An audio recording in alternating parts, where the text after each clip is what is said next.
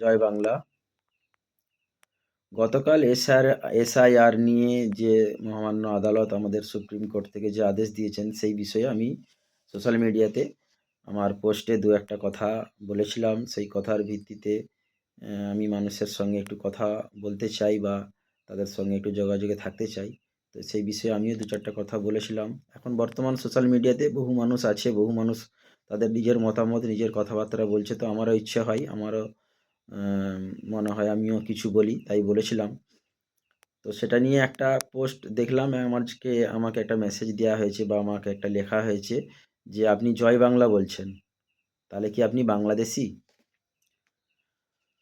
তো জয় বাংলা বললে যদি বাংলাদেশি হয়, তাহলে এই ব্যাপারটা আমার যেটা আজকে বলার সেটা হচ্ছে যে জয় বাংলা এই মুহূর্তে আমরা বাংলা পক্ষের, আমি ঘাটাল বিধানসভা থেকে, তো বাংলা পক্ষে যে গর্গ চ্যাটার্জি সারা পশ্চিমবাংলায় জয় বাংলা বলে বেড়াচ্ছেন, বহু মানুষ তার বাংলা পক্ষের সঙ্গে জুড়ছে। বাংলার যে সাফাই চলছে বিভিন্ন রাজ্যে, আমাদের ছেলেদের যে মারধর হচ্ছে সেটা নিয়ে যে বাংলা পক্ষ লড়ছে বা বাংলা পক্ষ সেটা নিয়ে সব জায়গাতেই আন্দোলন করছে।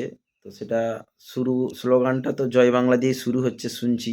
তো সেই হিসাবে জয় বাংলা বললে যদি বাংলাদেশি হয়, তাহলে সে যে ব্যক্তি এটা বলছেন তারও একটু ভাবনা চিন্তা করা দরকার আছে। আর একটু ব্যাপার বলবো যে জয় বাংলা, আমি তার কাছ থেকেই জানতে চাইবো জয় বাংলা স্লোগানটা কোথা থেকে এসেছে। আর জয় বাংলা যদি আমরা না বলবো, তাহলে বাংলায় আমরা বাস করি, এই পশ্চিমবঙ্গে বাস করে আমরা তাহলে কি বলবো, আমাদের তাহলে স্লোগানটা কি হবে তার মতে, আমি তার কাছ থেকে একটু জানতে চাইবো। যদি অনুরোধ করবো ওনাকে যে আপনি একটু বলুন আপনার কথাবার্তা, বা শুনতে চাই বা আপনারও মতামতটা আমি জানতে চাই। জয় বাংলা।